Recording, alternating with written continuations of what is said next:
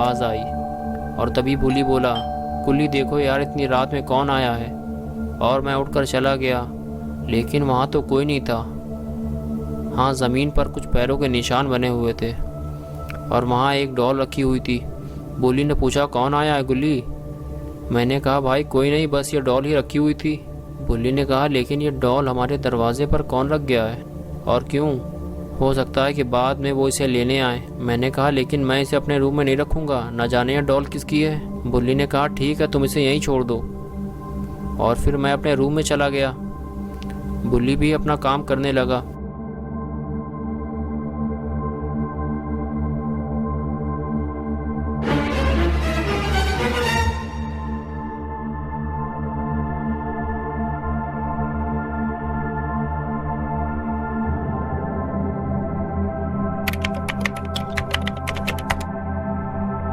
और तभी मैंने देखा कि वो डॉल मेरे बेड के पास खड़ी हुई है।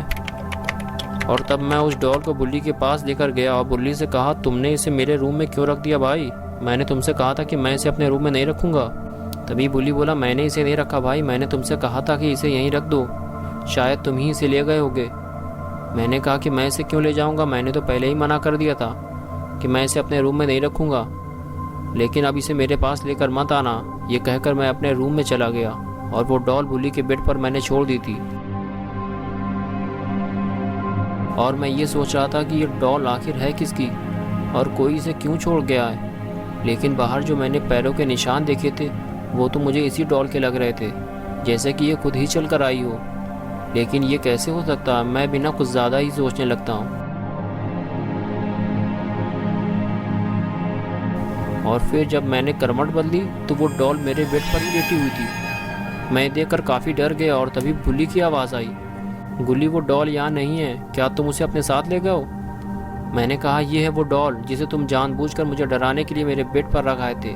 बुल्ली ने कहा, भाई मैं तो यहाँ से हिला भी नहीं हूँ, मैं तो कंप्यूटर पर ही काम कर रहा हूँ और मैं तुम्हें क्यों डराऊँगा। मैंने कहा, ठीक है, अब मैं इसे स्टोर रूम में बंद करने जा रहा हूँ। ये कहकर मैं उस डॉल को स्टोर रूम में ले गया और मैंने उसे वहीं बंद कर दिया।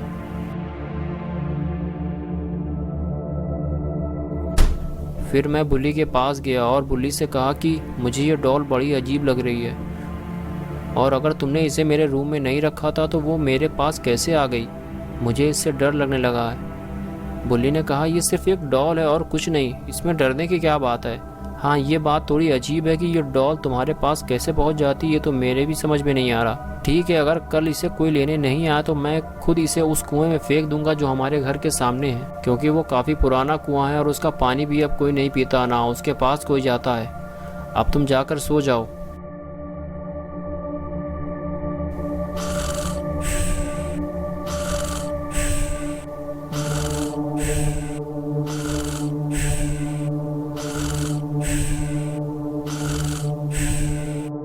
और उसके बाद मैं अपने रूम में सोने के लिए चला गया। मैं अपने बेड पर लेट तो गया था, लेकिन मुझे नींद नहीं आ रही थी और अजीब सी घबराहट हो रही थी, जैसे कि कुछ बुरा होने वाला है। और कुछ देर बाद ही कुछ अजीब सी आवाज़ आने लगी, जैसे कोई दरवाज़ा खोलने की कोशिश कर रहा हो। लेकिन मैंने सोचा कि हो सकता है कि ये हवा से हिल रहा हो, क्योंकि हवा भी काफ़ी तेज़ चल रही थी। इसी वजह से मैं देखने भी नहीं गया।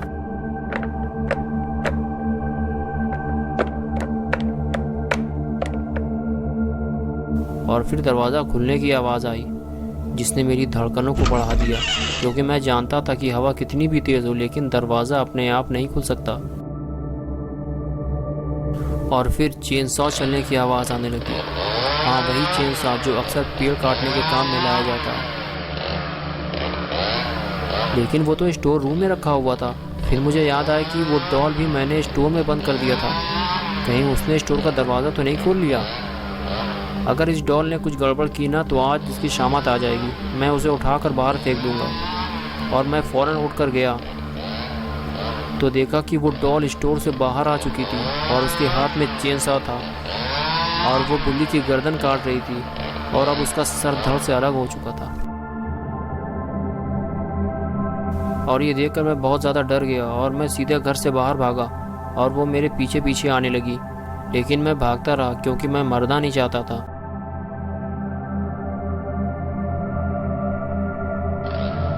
मैं बस भागता रहा। भागते भागते मैं उस कुएं के पास पहुंच गया जो हमारे घर के सामने था। यह काफ़ी पुराना कुआं था और यहाँ के लोगों का कहना था कि इस कुएं में कभी भी झांकना नहीं चाहिए, क्योंकि इसमें झांकने वाला ज़िंदा नहीं बचता। और कभी कभी इस कुएं के आसपास कुछ चीज़ें भी पड़ी मिलती थी, जैसे कि खिलौने, खाने की चीज़ें और पैसे, लेकिन उन्हें कोई नहीं उठाता था क्योंकि सब जानते थे कि ये एक छलावा है, क्योंकि हर साल ये कुआं किसी न किसी की जान लेता है। और अब मुझे यकीन हो गया था कि ये डॉल भी इसी कुएं से आई है और इसे हमें अपने घर में नहीं रखना चाहिए था, लेकिन इसे रखने की सज़ा हमें मिल चुकी थी। मेरा दोस्त बुल्ली मर चुका था, लेकिन मैं मरना नहीं चाहता था।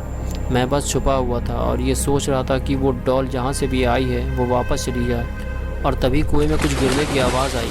मुझे लगा कि वो डॉल शायद इसी कुएं से आई थी और इसी कुएं में वापस चली गई है।